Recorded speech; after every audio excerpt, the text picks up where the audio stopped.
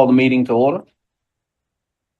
And the meeting of the Beaufort County Board of Education Finance Committee, May 15th, 2025, held at the District Educational Services Center, Conference Room E with remote hybrid conferencing meeting. The meeting will be broadcast by the county channel. To speak during Finance Committee public comments, please sign up using the public comment form. You can find the Board of Education public comment form on our website, https://www.beaufortschools.net/about-us/board-of-ed/public comments. You'll receive a call from the public comments where you'll be able to speak and address the committee for a maximum of 3 minutes on issues within the committee's domain. The forum will be limited to 15 minutes. Citizens desiring to participate in person must fill out a public comment card that can be obtained from the board clerk upon approval. With that, is there a motion for approval of the agenda? So moved. All right, is there a second? Or no? I second. Okay, properly moved in second. All in favor? Aye. Aye. Aye. Okay. Gordon, Passed aye. unanimously. Thank you both. Next, if you'll join in the Pledge of Allegiance. I pledge allegiance to the flag of the United States of America and to the republic for which it stands, one nation, under God, indivisible, with liberty and justice for all. Thank you. Ms. Cushenberry, has the media been properly notified? Yes. Are there any public comment? No, sir. Okay, in reviewing the April 10th, 2025 committee meeting minutes, is there a motion for approval? So moved. Thank you, ma'am. Is there a second?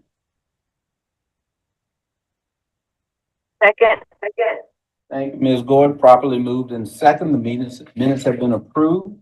And with that, All in favor? oh, I'm sorry. Thank you. All in favor? Aye. All opposed? Hey, aye. Sorry. Okay, Ms. Gordon?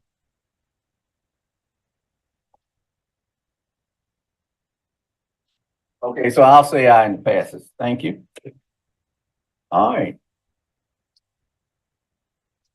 Yes, sir. Good afternoon. We're going to start with the board monthly budget report. This report was prepared as of May 2nd, 2025. The board has expended 59% of its budget. And so these have the month of May and June and anything that is accrued back into that year to that occurred in that year would be expended as we get into the summer months. So nothing extraordinary to mention today. I do want to mention that our auditors, there's an audit services line item in particular that's 77%.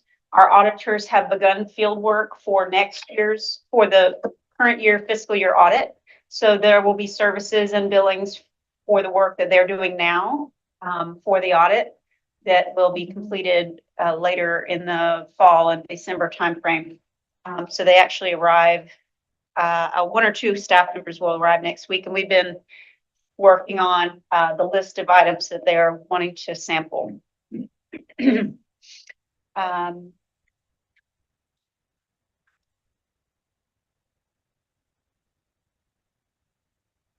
So usually one of the larger expenses is the SCASA billing, which also includes the policy maintenance. Those items are covered in here. One of the larger expenses under the other professional and technical expenses.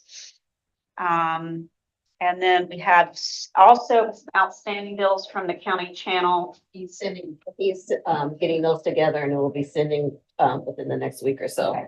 So that is at the top of page 3, technology purchase services and licenses. That falls in that category. So we see $77,000 budget with only $7,000 spending so far. That will drastically increase as soon as that billing occurs and will be coded to the current fiscal year. So other than that, everything is pretty much on target. and historically and comparison with history, and I'll be happy to take any questions at this time.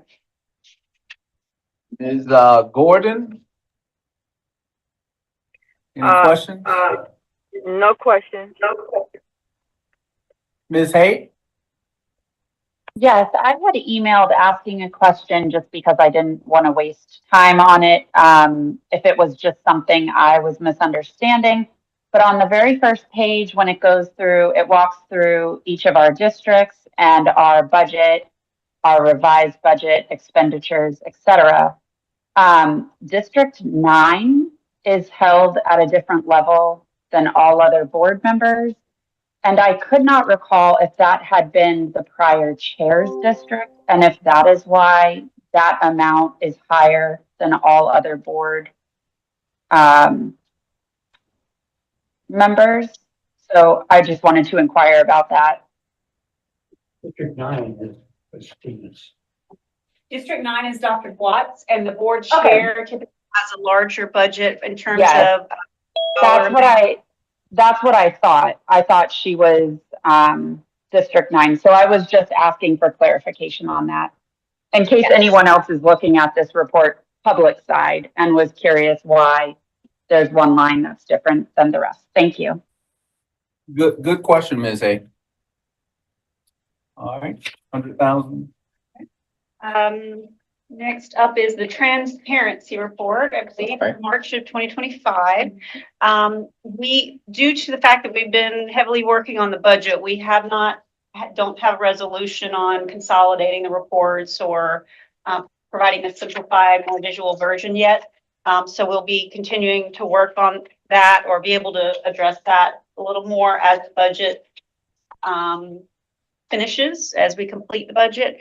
And so we have the same standard reports today for you. I believe the transparency report is about 139 pages. I don't have anything specific to add on that particular topic other than we are going to continue to work on the other, just need a little bit more time on that as well. So I'll be happy to take any questions. Now, from my perspective, I'll share very briefly. Ms. Hay, any comments, ma'am? Yes, I just had one, and it could be that it's always been done this way, but between work and the board and reviewing these documents every month, it may just be that I've forgotten seeing this month over month. I believe it starts on page 21, and this is just an example of this. Page 21, line items 680 through 710 are all zeros. So I was just curious, and again, this could be solved more easily once we have more of a way to consolidate this report. But I was just curious why I don't even know how to verbalize it properly. I don't want it to come across wrong, but why we hold space for the zero line items.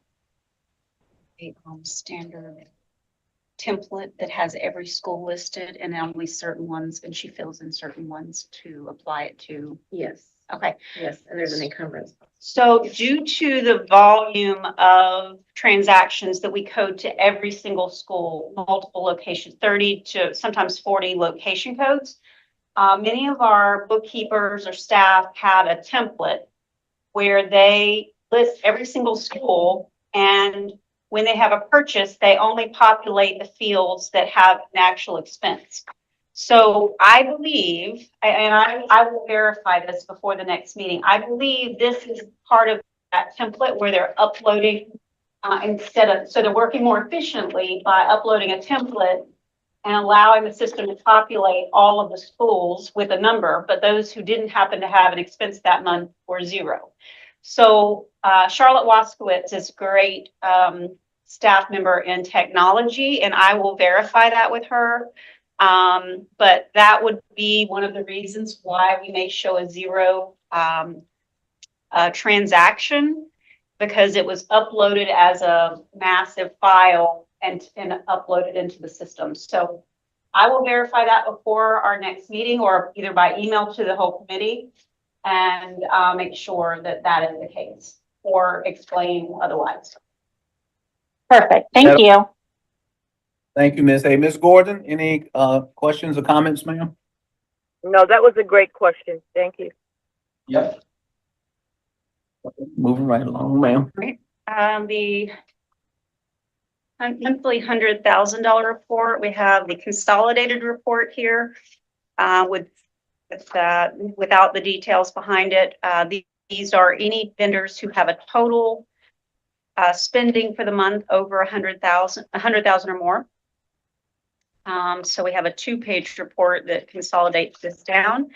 Any variances we explained, and one of the many times it has to do with the timing of the contract, the payment of the contract, excuse me. For example, ABM, the monthly custodian services for January and February were paid in the current fiscal year.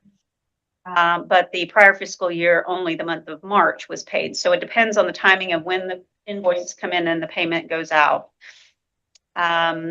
Ajax is a construction company, so that all depends on the timing of the construction that's going on. So there were more schools in the prior year under that contract than in the current year.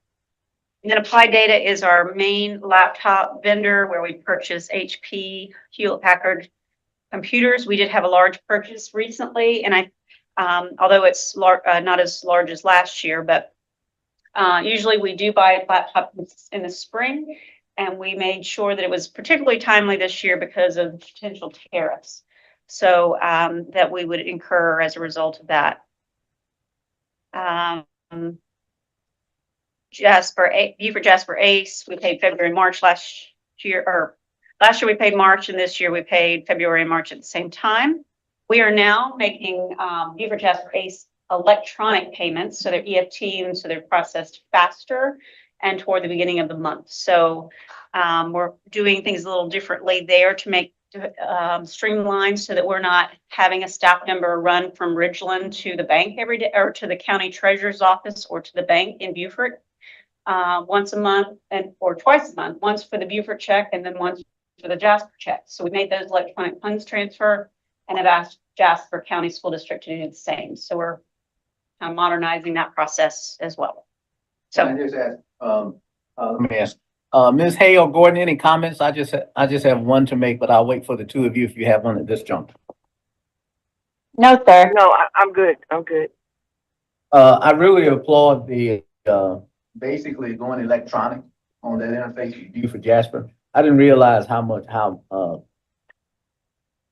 consuming of your time that was to actually get very much exposed to the Jasper board. So, thanks for that. And as we had that conversation about strategy, and going forward and where we want to prioritize, looking at strategic investments that can lighten load the workload on our people and the data processing and transfer should be something that should pay off for us. right. We actually have a meeting, a director's meeting in finance every year to develop goals and things that would, and we want to continuously improve. And so that's one of those things. And we make a list of all the things we want to do during the year. And then we monitor that about once or twice a year. And then again, at the end of the year, to see how much we accomplished of those. But this is just part of that goal setting and streamlining that we're all trying to do. If it's possible to actually quantify the savings in, I sort of said man hours, but human hours for time, and you can give an empirical, we did this and here's the savings, you can redirect those resources to something else that's higher value added at a particular point that may not have been that important. So I applaud what you do. Mhm. Sorry for the interruption. I won't go through all the details of these, but a lot of them are construction vendors. And so just the change in the timing of the construction going on in Pecan, Charles Perry, Bud Group, and so on. Those are all construction and just depend. Oh, Bud Group's a custodial vendor. I'm sorry.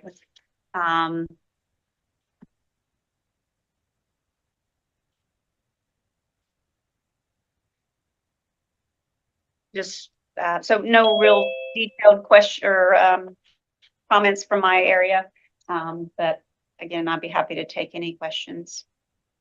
Last night at the clock meeting, the finance committee reported that they went through the books on the payments and vouchers and all things balanced.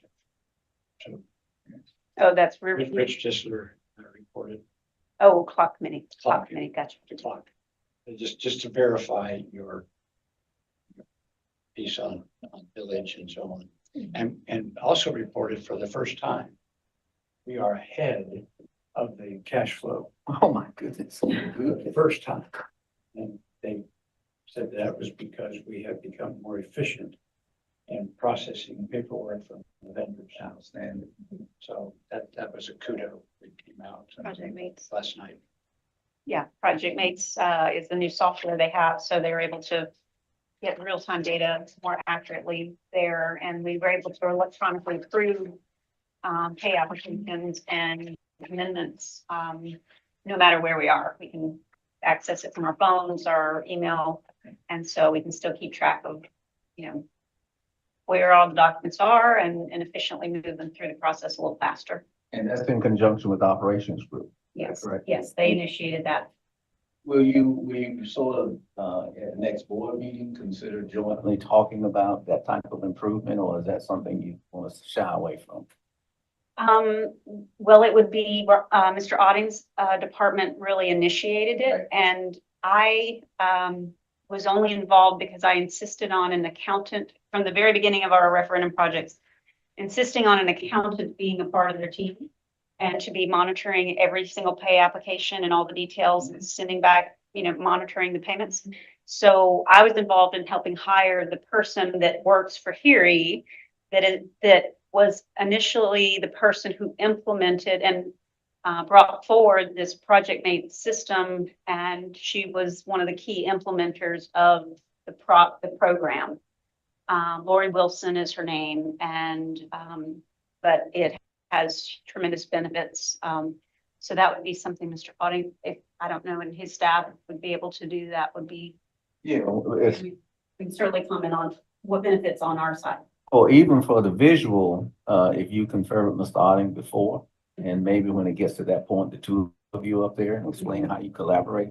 We're trying to model the efficient behavior and search for improvement Right. that already occurred for the people may not know. Yeah, it might be something we could put together for the first May meeting, but I think it'd be too late for the 20th or June. I'm sorry, You okay June. with that? Already going to June. So maybe for a June meeting, we could. Whatever's appropriate. I'll talk to them and. Yeah. get And something then together. people seeing, ops and finance collaborating and the outcome. All right. And any other questions or comments, Ms. Hay or Ms. Gordon? Frazier and Mr. Smith are both on. No, sir. All right, Mr. Smith and Ms. Frazier? No questions for me. Thank you, ma'am. No questions from me at this time. Thank you, Mr. Smith, Colonel. Okay, next one. Okay, this is the third quarter financial report for fiscal year 25, so 24-25 school year. Things are going very much as expected, on target. We have local property tax collections. I'm gonna just kind of run down a few of the points on page 2, which is our executive summary. Local property tax collections, this is as of March 31st. Are reported at 211.7 million, or 96% of collection or of the budget. Prior year collections were greater, but we did have much more growth in the prior year than we expected. So we are on target with where our budget shows that we should be at this point in time. Not above, not below, but right where we need to be. We do. So I think the last time I mentioned tax collections, we were about 2 million above where we thought we were going to be. The next month came in much lower than we thought we were going to be. So right now we are break even. So, so our remaining projections show that we're going to be very close to the budget not 2 million above. So we've had to adjust a few of our projections but we're right on target with previous years, where we need to be. The previous year was all about reassessment, and it was massive growth, 14% growth projection. We do not expect that this year. And so we expect our 7% growth projection to fall right in line with what it needed to be. State revenues are $91 million, or 67% at the end of the third quarter. Prior year collections were 0.4% greater than that. So we do have a slight decline in projections, but relatively minimal amount on the scale of the large budget. Total third quarter spending is $232 million, which is just a little lower on the expenditure side than the prior year. And so we attribute that to vacancies. Salaries and benefits are the areas that are showing some underspending. Special revenue is a little lower, and that's mostly because we had ESSER funds the previous year. We don't have those this year. And then the debt service fund is reporting at 96%. Again, just like the general fund, we're right on target with what the projections were. And then capital, we have 2019 referendum projects about 98.9% paid and encumbered, and 2023 referendum projects are 41.6%. So we're just getting started with those projects as well. So today we have given you the full gamut of all the numbers that we typically give you. However, as I look at 63 pages of information, I feel like that's too much for this summary, which should be a financial summary. And what I would propose is that the very detailed, very small capital projects numbers would be separated into and posted on the website. And this report should provide you a visual summary, like graphic pages of the fund, like 2019 referendum or 2023 referendum, 40%. And that would provide a link to you to those details. And so that shrinks down this report almost in half. And I think it provides a better summary, and visually it's easier to see. I know these small pages and numbers are really difficult for myself even. And so I would propose that we're just provide those details as a link through the executive summary in the future, and then provide just the summarized data for you. If the committee is open to that, we could do that next month. But I think that might be more valuable to you by not providing so many pages of detailed information. Okay, can we ask Ms. Hay and Ms. Gordon, your comments? I am in support of that. Ms. Gordon?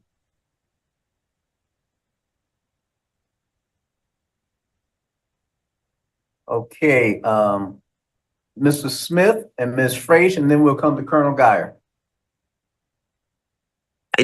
Yes, I support as well. Mr. Smith? Well, yeah, my question would be when you want to give out this new form of information, will it be less information with more with more detail, or will it be it sounds like it's going to be less information. We would remove pages 26 through 63, which are the very, very detailed information, or 62. And we would put those on our website. So it actually makes it more transparent to the public. They're not currently there other than as part of this report, but we could put a section on our website that says capital projects under transparency report and show a monthly report to the community. And then provide you with a link from the executive summary directly to that website. So you can view the details if you wish to. But to me, this report should be more of a high level summary And then if you wish to have the details, you can certainly go to them, or we can meet and provide more details, in person.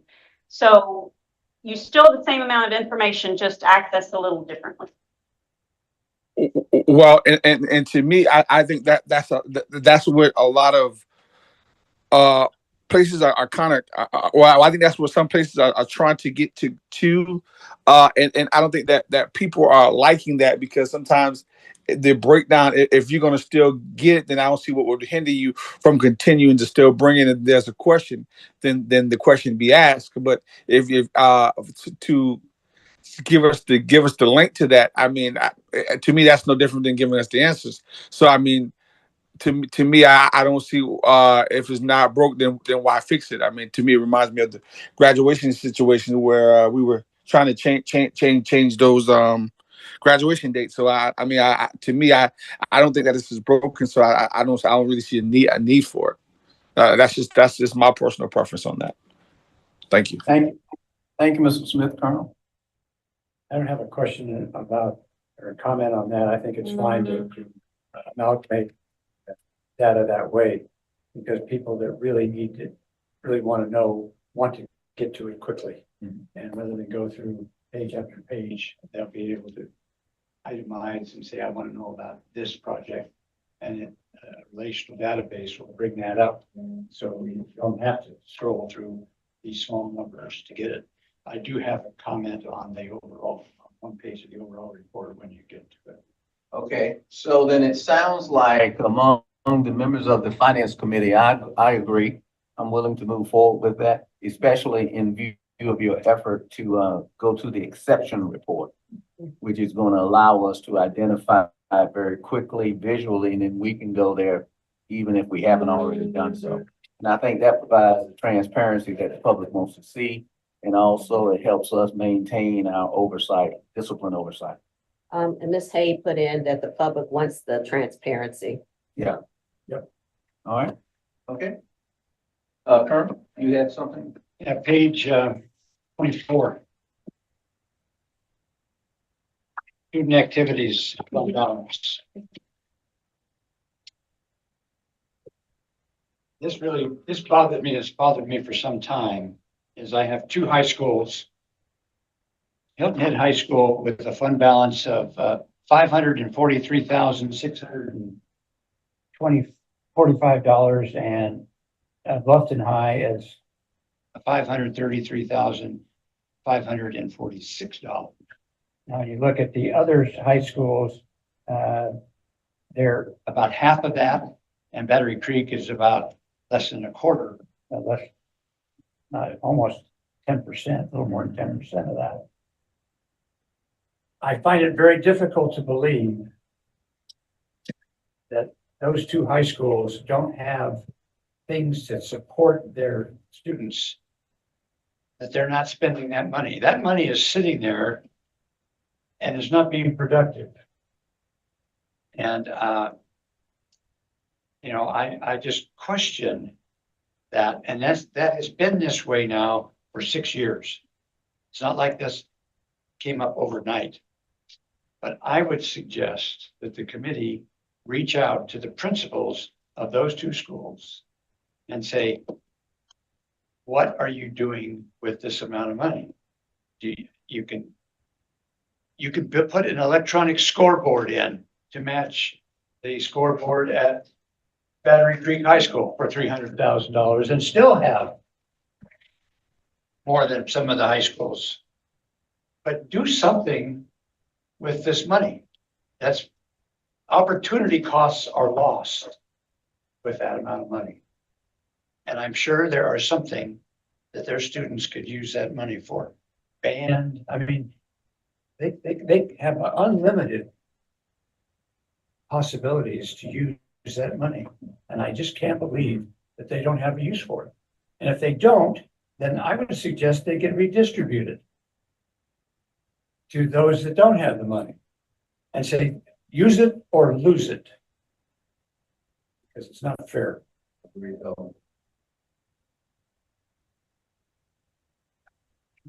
I will reach out to the two principals as well. Just keep in mind, and I know it won't have a major effect on that balance, but this time of year, we have proms, graduation, many of those expenditures come out of these funds as well. But, so we'll monitor that through June 30 as well. But I will have personal conversations with both principals to make sure, and their executive director, Mr. Cox, Dr. Cox, to request a plan for the spend down of those funds. They could bring a rock band in for their prom. My guess would be that there's some sort of internal struggle amongst themselves about what the money should be used for. That's just my inclination there. And, can I add one, possible consideration? Is, after you get the feedback from those two, I would suggest it may be worthwhile to go to the others that have significant surpluses, anything above $100,000. Because to the Colonel's point, that's money we could use in the time when many of us are saying, well, we don't have money, is that going to be sufficient?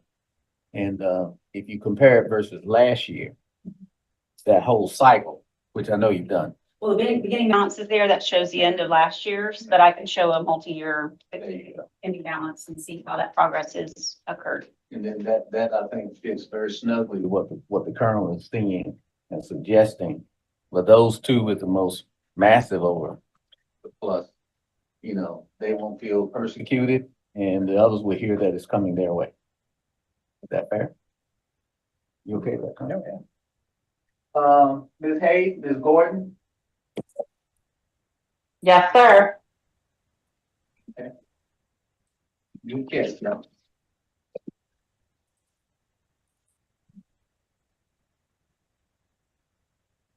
Next item up Oh, is E-rate.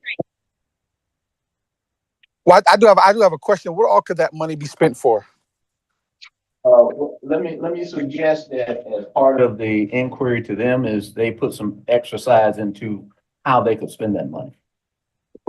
And then we get a chance to take a look and they come up with suggestions. Well, and I do I do understand that, Mr. Chair, but I'm asking in terms of the what are the parameters to what can that money what can it and can it not be used for? Because even now we're talking as in yesterday's in operations, we were talking about spending money within the budget 8%. That money could be used towards technology to help out in other places and other things. So so the question becomes, what all can that money really be used for? Because even at some games, I know at Beaufort High School, hell, they charge to get in the stadium. So if we have this kind of money sent to the teams and the schools are short money and there's a money shortage, but then this is not the first year the Colonel has brought this up.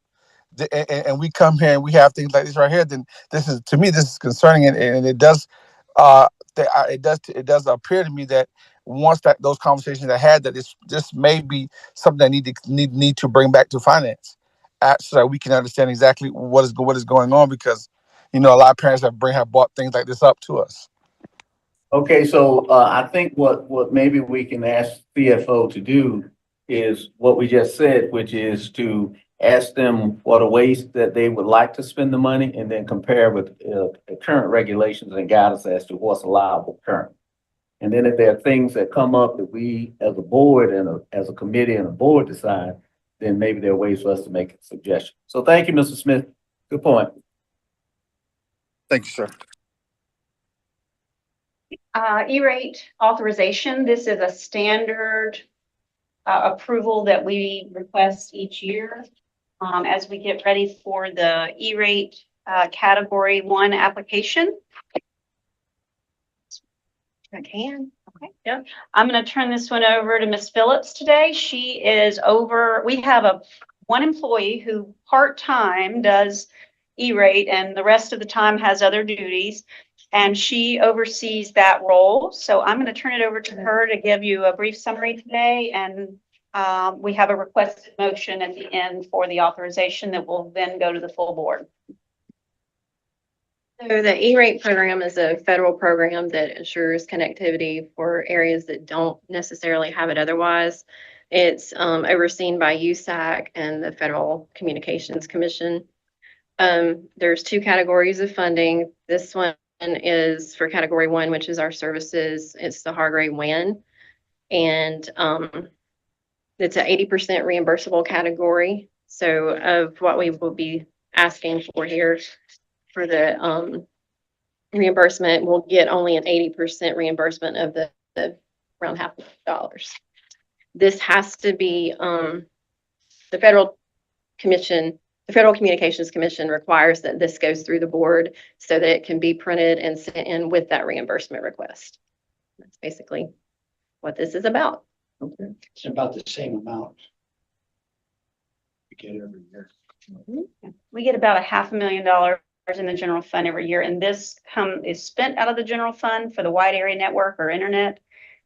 And then the money comes right back into the general fund operations to support the budget from federal funding standpoint. So we get other funds out of spending out of 8% projects, that larger capital projects through the referendum or other 8% projects.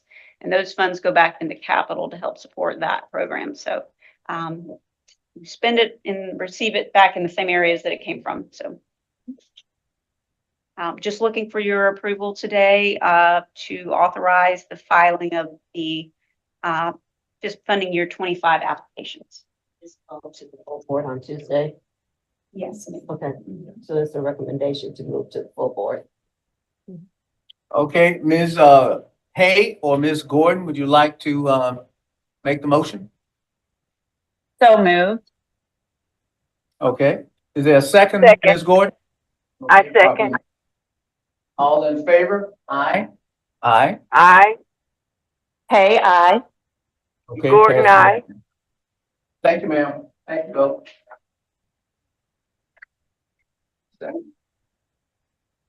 And we have a grant authorization, which also is an annual authorization. I try to bring these together each time, so we make sure we get them taken care of before the new fiscal years start. Ms. Madison she was unable to come today because she was pulled out into a grant meeting.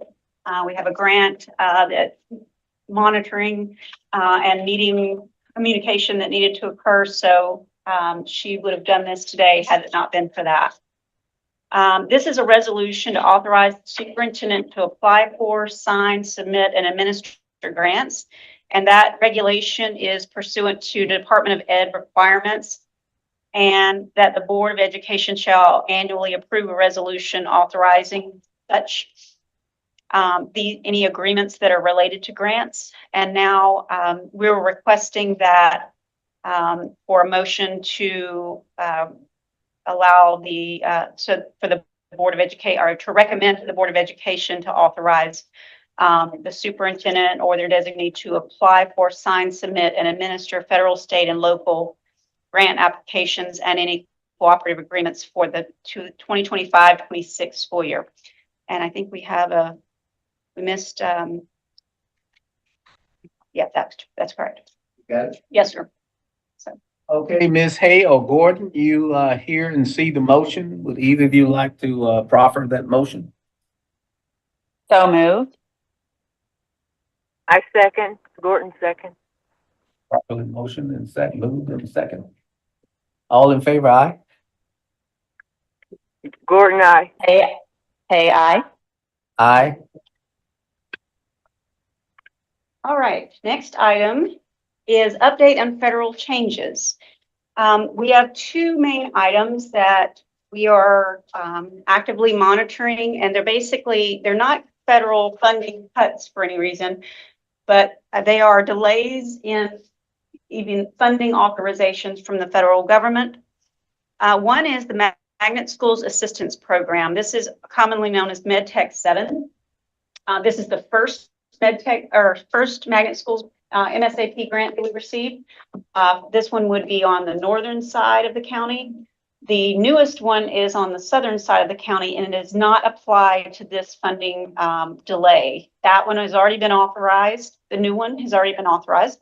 This one is the 5th year of the grant authorization, and we typically by this time have received a grant award notice And as of the date of this letter, and as of today, we have not received that grant authorization. So just there's in the italics there's a verbatim response that we received from the U.S. Department of Education on April 22nd. They didn't know any more than we do at this point. They wish they could tell us something, but at that time, we're just waiting for more information from those who are making decisions about overall funding. It starts with funding allocations from Congress, and as of yet, we do not know if the monies have been appropriated at that level. So we did receive another update as of yesterday via email, and the information was about the same. So Dr. Rodriguez approached me a few days ago, earlier in the week, and said he had spoken with Nancy Mace's staff person who asked if we had had any federal funding issues.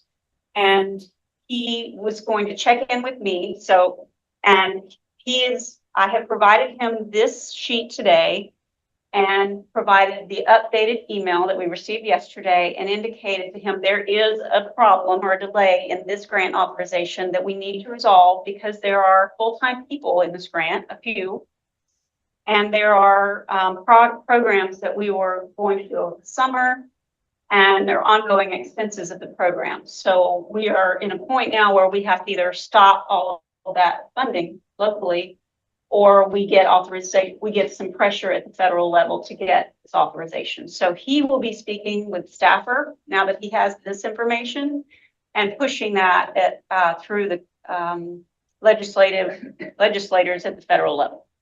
So we hope to see some progress on that very soon.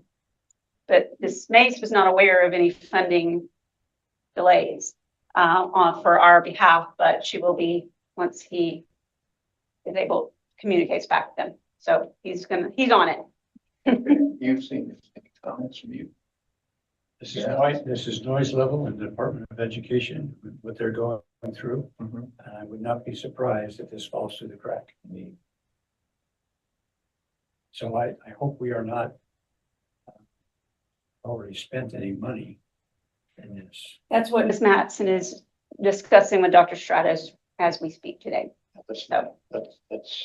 We have positions that are vacant, and so we can put a hold on those. And then we can just make some decisions about any purchases of items that are not necessary or are able to be spent at this time, working with the previous equipment and supplies that we had. So we can put some brakes on some of that spending while we explore this a little further. And you'll highlight this at the Yes, sir. And are there other scenarios that are existing right now that we probably need to be circumspect about spending? Well, the second item on here is another area which has a delay in authorizing, and that affects Title I, Title II, and Title IV.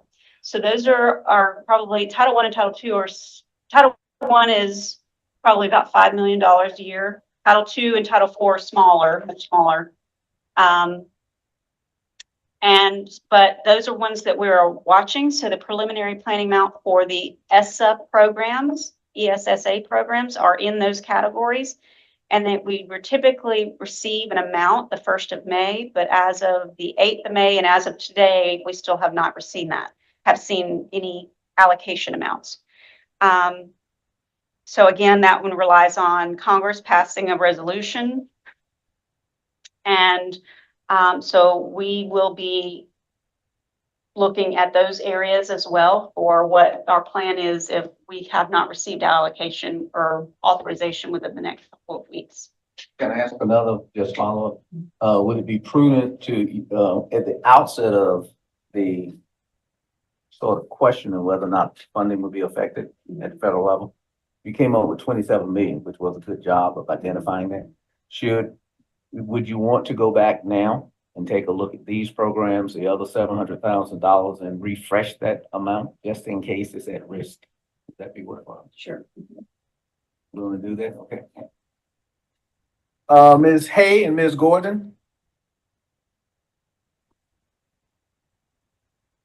My only comment is that I'm grateful to have Mrs. Crosby and Dr. Rodriguez on the case, because I'm confident between the two of them, we have great advocacy for the district. Absolutely. Yeah, I I both echo the folks- same thing. Yeah. Thank you, Ms. Crosby. Mrs. Smith, Ms. Frazier, comments? No comments. Thanks for staying on top of it. Vernon? Well done. Yeah. Very well done. All right. The next item is an org chart, organization chart for the finance department. Commissioner Smith requested this information. So this is for the 24-25 school year. We do have a couple of vacancies and they are reflected at the director level. There is one, the budget director. We have scheduled interviews for I believe 2 weeks, a week and a half now or so, 2 weeks from now.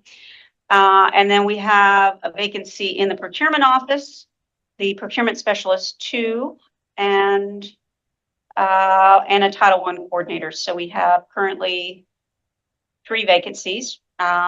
We just filled 2 payroll positions. So we actively have 2 people training in the payroll office. Just know that everybody below the directors which accounts to about 20 people, have all moved offices due to construction here in the district office. The entire right side of the hallway leading to the front door has all moved over to where instructional services, Dr. Stratos used to be. And so they have squeezed into a little bit smaller space, but we've been in there about a week as of tomorrow. And if you're looking for anyone in payroll or accounts payable or any of those folks, they've moved. We do expect it to be maybe spring before we shift back over, but there's a little bit of disruption, but I think we did a really good job of coordinating a very complicated move and people and things and file cabinets and desks and getting them comfortable. And so that's been on top of everyone in the department's workload, and they've done a fabulous job at managing that. And we've tried to accommodate them in any way we could, and they've been very patient. So just wanted you to know that was happening. You? Any questions on this org chart?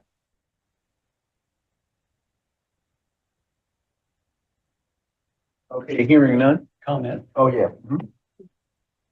I'm concerned about your vacancies. Mhm. You have a lean operation for a $750 million finance department. You are not fat. And these vacancies are concerning, especially the one in procurement. That's where you get in problems. And I hope that, and we're having issues getting an assistant to Robin, Yes. finding qualified people. And part of it has been a salary structure. We cannot afford to have any kind of financial hiccups, I'm going to say. We can't afford that. And if we have to increase the salary structure to fill these positions, it would be money well spent, because you cannot recover from hiccups. It costs more to recover from hiccups. So I am concerned about that. And I think that's something the committee needs to have an update at every meeting, where you stand on your staffing. Sounds good. Good point. Actually, in the payroll office, we have 2 overlaps right now. So we have 2 new people and they're training while the others prepare to retire or leave the district. And then we just interviewed for the procurement specialist this week and have 2 good candidates. So, Yes. and then we do interviews on the 28th for the budget director. So we have trying to move it along as quickly as we can. And then the new people are having to move with us. So that's a little, not ideal, but we know where, the dangerous points are, and HR has worked very well with us to help us overlap so that we have training. So it doesn't pull the other staff members off to stop doing their jobs and help someone. So we have a little bit of an overlap and training opportunities and sometimes we're able to contract them on a part-time basis after they leave to tap into their expertise when we need it. So we're getting smarter about how we transition positions. Just an update since you're talking about. So Ms. Walton has given me the go-ahead, so I'm going to be interviewing probably in the next couple of weeks for a full-time person, and we're working on a full-time and a part-time person. So. Well, outstanding. I think what I heard Colonel Guy from the chair's role is that if needed an adjustment, because it's strategically important, we avoid that public, issue of if people question, we provide oversight. Okay. Sure. Ms. Hay, you had your hand up, ma'am. Sorry. That's okay. I am all across the board trying to apply pressure to use modern recruiting tools.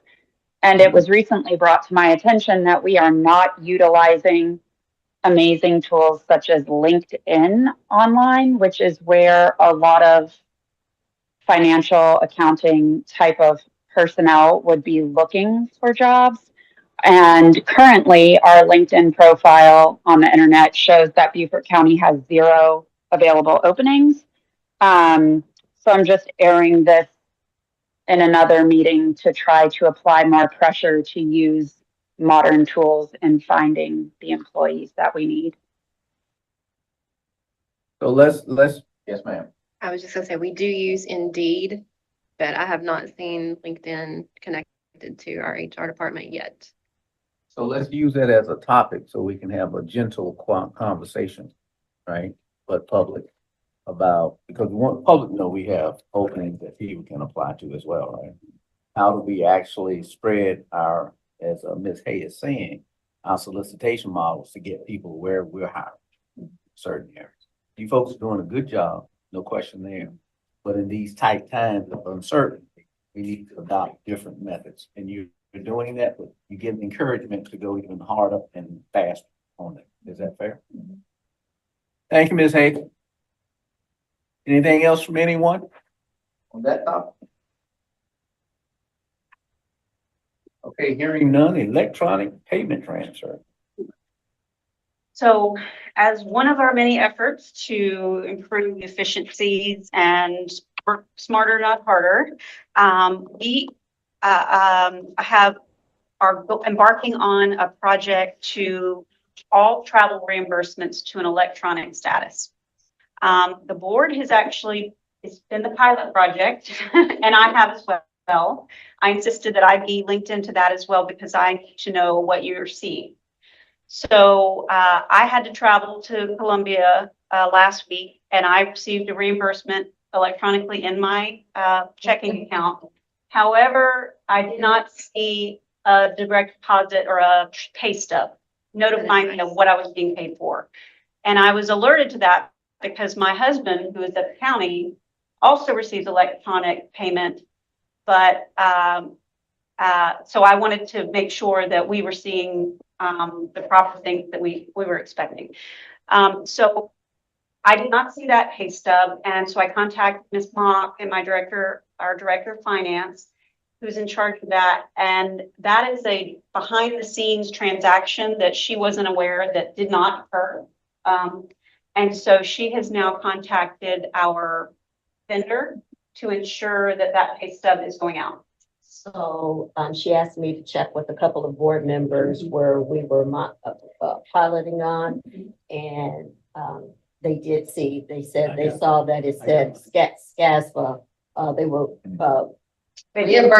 reimbursed for their trip to Colombia, and on a pay stub, they saw what it was for. Okay, that's so there was SCASPA, so they knew. Yeah, I think there was something different about my profile than you all, so that's very good. So you should have an email coming from an email that says BCSD vendors or Tyler support, and that indicates the, what you're being paid for electronically. So then we're going to roll that out and plan to roll it out to the rest of the district as before by July 1. So it has enormous efficiencies. I mean, just the check stock alone has to be foldable, sealable paper, which we have to specially order from Munis, Tyler Technologies. It's expensive.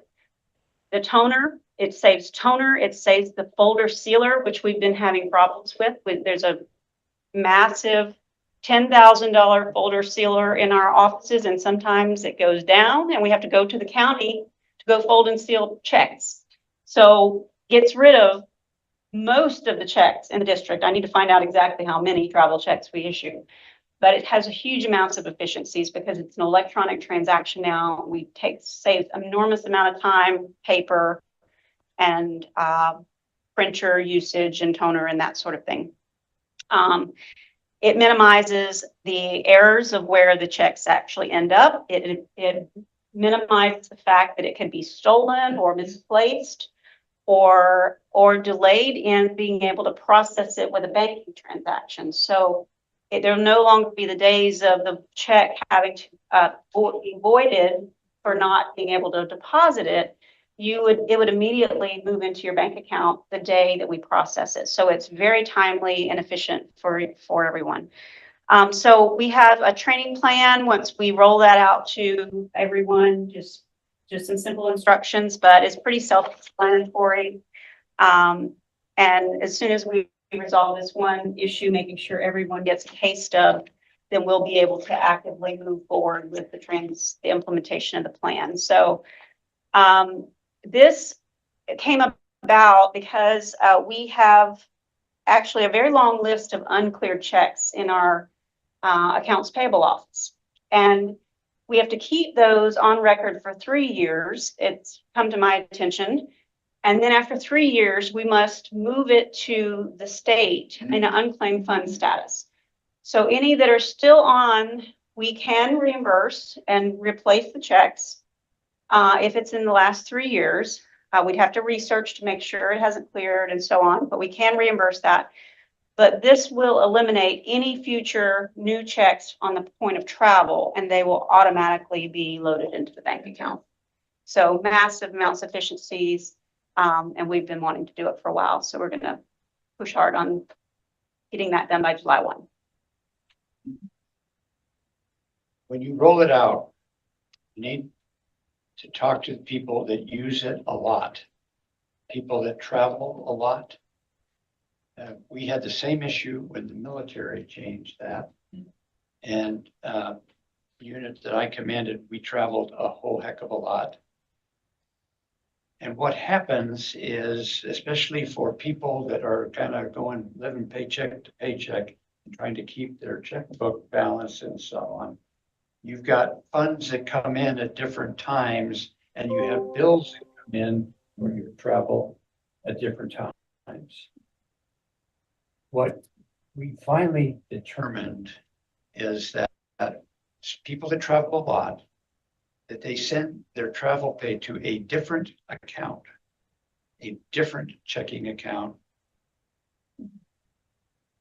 And it goes there and they track it separately from their home account. And that they also have a separate credit card. When they go out to travel, they use that credit card. And they get that bill and pay it from that account. Mm-hmm. If you don't do that, and you have a husband and wife that are both putting monies into a common account, and that's another account that has a different pay, you will have issues. And so that's especially for like HR and recruiting folks that go out a lot, strongly suggest that they have that type of a system, or I will guarantee you they will have a not sufficient fund issue, or they'll have a problem. What we can do is offer, if you are to the option to put a separate account number on in our Right.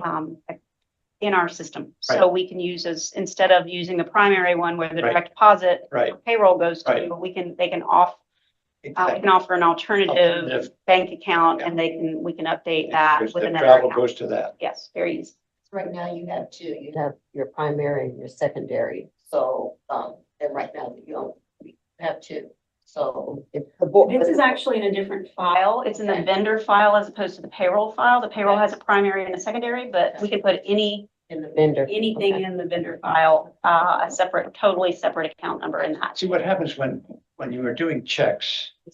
Where'd you all travel? You would wait and you get your personal travel check and you wouldn't cash it until you got your hotel bill or whatever. And then you would do it. Yeah.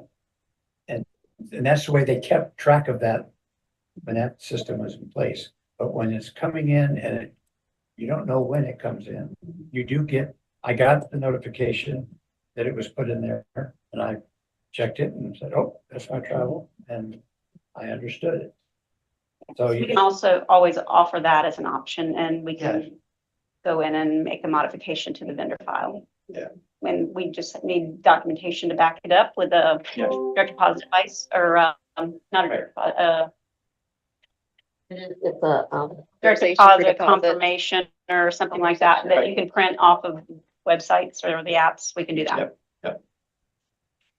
Another good finding in terms of efficiency and yeah. when you, that's significant. Yes. And when you are staffed that you can track the savings that accrue from this, adding that up to the total number that you can display and discuss in board meetings will help others understand there are lots of opportunities they too can find in their operation. So would this be, Yeah. Ms. Hay and Gordon, then we'll come to you. No problem. I don't have anything at this time. I don't have anything at this time, just great information. Thank you. Okay, Ms. Frazier? I'm good. Mr. Smith? so would this be the request that I've been sent to the board for the last two financial meetings in terms of the check? You requested that. Right. So this is the answer to the, Yes, this is the answers to the request. yes. That's the tally. Okay. So I don't know if you heard the conversation, but if there are any uncleared checks, we do have to hold them for 3 years. So, and then they are then submitted to the state for in the unclaimed funds area. So this process will eliminate any unclaimed funds because they will be automatically deposited into the bank account. So this will replace the paper checks. And how much is the program? How much does it cost? How much does this cost? Zero. The only thing, we may have to have an upgrade to help move all of the bank account numbers from the payroll file to the vendor file. So it may be in a very small amount of money, less than $1,000 probably, to help us do a transition over if we're able to do a mass transition. If not, it'll just take staff time to move the numbers over. Thank you. Okay. Future, I think we've asked everybody a comment. Future agenda topic?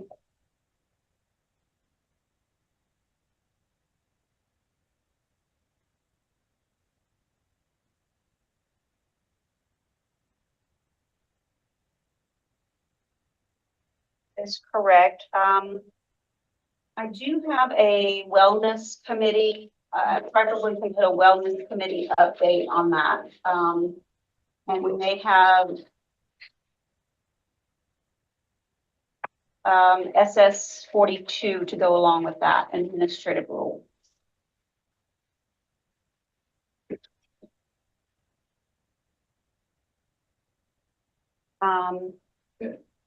Maybe a bond, let's do a bond update as well, the referendum bond update.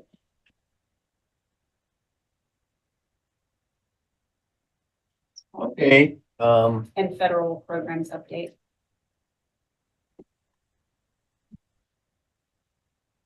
'Cause And if you will, not for the next board meeting, but maybe the subsequent one after that, if you are willing and you have the spare capacity without overloading your workforce, maybe just start accumulating your productivity savings from all your efforts. There'll be something for you to really sort of Yes, look and at. I can request that from, we have, so Cindy's, Ms. Phillips is working on the transparency. The efficiencies happen in other areas, so we can spread it out a little bit. Spread the workload out. No problem. All right, Ms. Frazier, I'm sorry, Ms. Gordon and Ms. Hay. Any future topics, late ma'ams? That's a southern word. I don't have any. Thank you. This is Gordon. I don't have any. Ms. Frazier, No, sir, not at this time. Colonel, Mr. Smith? I would kind of like to know, what, in terms of when the schools get the athletic, get money from the athletics, and how does that, how does that money, how's that money disposed of, and what's the, what does it look like, and how that money is dispersed in those programs? And then also, I believe I asked something yesterday. I believe that we were talking about it. It's probably a financial question. I think that you said yesterday at the operations committee meeting. Not that. No, Yesterday was I'm- later. did I say no? I think it was. I might have been Tuesday. two. I think it was Tuesday. There was something I mentioned. I have to go back and look at that. I think it was something may about the vehicles in terms of purchasing. Oh, yeah, you did. Yeah, because That would be captured in operations, because Mr. Smith did bring that up in operations, if I recall correctly. I think we talking about how much money we spent. Yeah. And total of maintaining those vehicles. So would that come from, That would come from Mr. Otting. okay, because I gotta get that, we were trying to decide if that come from here or, okay. All right. Any others? Well, at 68 minutes, we're very happy to say, well done. As we used to say in the earlier days, your presentation is tight and right. So be short on time and good on information. So thank you very much. And when's the next meeting? Do we have a date for that? Next meeting is scheduled for June 12th. June 12. Okay, everybody. Thank you so much. And by unanimous consent, we are adjourned.